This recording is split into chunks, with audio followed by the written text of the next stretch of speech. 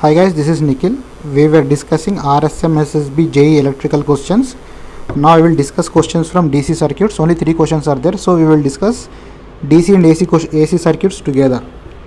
So the first question is, a source is delivering maximum power to the load, the efficiency will be. So this is about maximum power transfer theorem, MPT theorem. So in maximum power transfer theorem, first of all, whenever you talk about maximum power transfer theorem, what should come into mind is one Thevenin equivalent must come into mind. So this is the Thevenin equivalent, isn't it? So this is source voltage Vs and this source is having some resistance Rs. Now to this source I am connecting some resistance, let us say RL. And according to maximum power transfer theorem, okay, so load resistance is under your control, means you can vary the load resistance value whatever you want, while source resistance value is always fixed. Okay, so in this case, how should you adjust the value of load resistance so that maximum power will be absorbed by the RL? But when this source, this Vs is a source, isn't it? When this source, or I can say this is a generator, when this generator is delivering energy to RL, isn't it? This source is generating energy to RL, isn't it? So in this process, do you think there is any loss? Yes, there is a loss. Why there is a loss? Because of Rs. Because you will be sending energy in the form of current first. So this current is passing through Rs also. When current passes through Rs, Rs will also absorb some power given by I square into Rs, isn't it? So I can say I square into Rs is loss, and final output what you are getting to RL is your final output delivered. So under maximum power transfer condition, according to maximum power transfer theorem, if you put RL is equal to Rs, then you will get maximum power transferred. So if both resistors are equal and both are connected in series, that means both of them will share equal amount of voltage, isn't it? Both of them will share equal amount of voltage. How much voltage will it share? I can tell VL can be written as Vs by 2, isn't it? VL can be written as Vs by 2. So power absorbed by load will be equal to how much? VL square by RL. And what is VL square? Vs square by 4, isn't it? Divided by RL value is Rs. So power consumed by the load is Vs square by Rs by 4Rs. Okay, but what is the actual power delivered by the source? I can tell input power, I can tell. So input power is total voltage Vs square by sum of the both resistors. Input is to the both resistors, isn't it? So I can write Rs plus RL, but since both are equal, I can write 2Rs, isn't it? So efficiency is equal to output power by input power, isn't it? So output power is Vs square by 4Rs, input power is Vs square by 2Rs. If you solve, you will get 1 by 2. Multiply with 100, you will get 50%.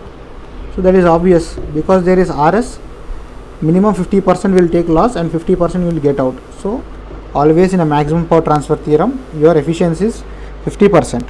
This limitation is there because you cannot control the source.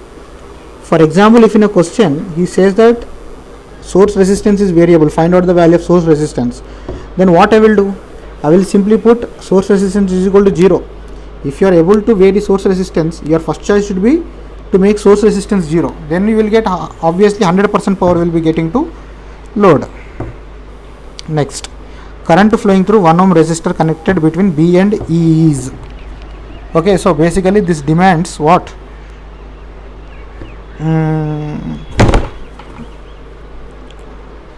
Current division rule.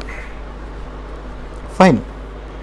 So as per the question, this is 1 ampere and this 1 ampere current is coming here. It is splitting here and here.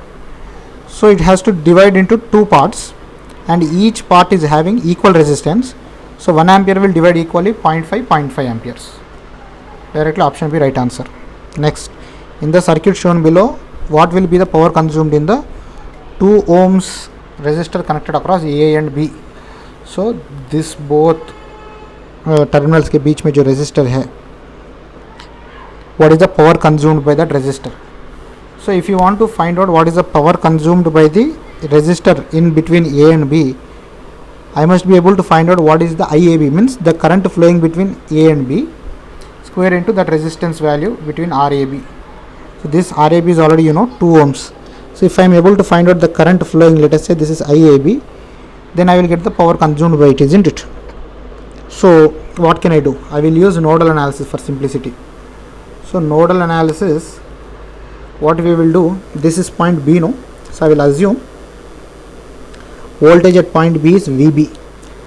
Now take the direction of current. This is IAB coming here, and let us say another current is coming, this is I1, another current is going down, I2. I am just assuming like that. So apply Kirchhoff's current law at node B. This is the part of nodal analysis. So according to Kirchhoff's current law, incoming current is equal to outgoing current. So what I have assumed as incoming current, IAB plus I1, both are incoming, and outgoing is I2, isn't it? I want the value of IAB only. Fine.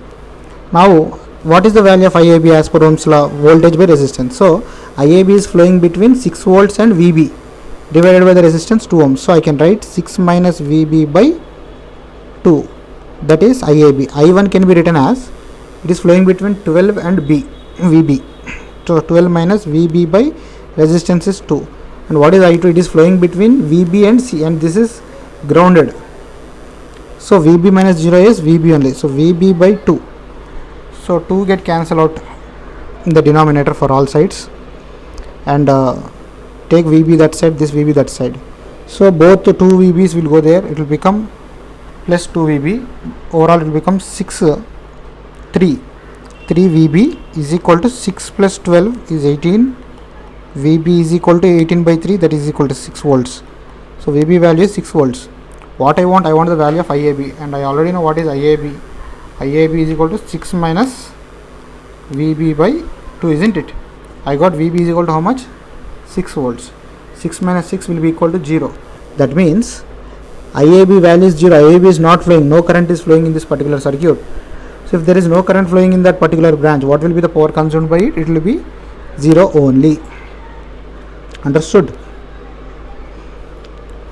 So that is about DC circuits. Now we will take AC circuits also.